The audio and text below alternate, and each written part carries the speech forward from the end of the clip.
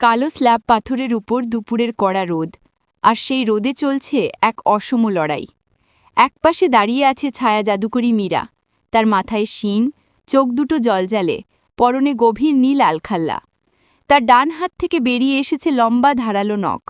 বাতাসে ভেসে থাকার ক্ষমতায় সে যেন ভূমির টানকে অগ্রাহ্য করছে। অপরদিকে মাটিতে লুটিয়ে পড়েছে পিঙ্কি নামের ছোট মেয়েটি।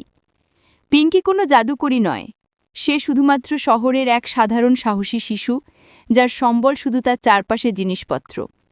মীরা যখন তার জাদু দিয়ে পিঙ্কিকে একপাশে ছুঁড়ে ফেলে দেয়, তখন পিঙ্কিও দমে যায়নি।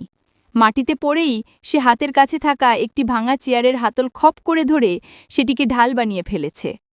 মীরা আকাশ থেকে নিচে নামার ভঙ্গিমায় তার লম্বা শক্ত পা দিয়ে চেয়ারটিকে পিঙ্কির শরীর থেকে সরিয়ে দেওয়ার চেষ্টা করছে। তার চোখে চরম অবজ্ঞা। এত ছোট, এত সাধারণ একটি জিনিস দিয়ে কি আর মীরার মতো ক্ষমতাশালীর সাথে লড়া যায়? কিন্তু পিঙ্কি তার ভাঙা চেয়ারটিকে ঢাল হিসাবে ধরে মীরার পায়ের আঘাতকে আটকে দিয়েছে।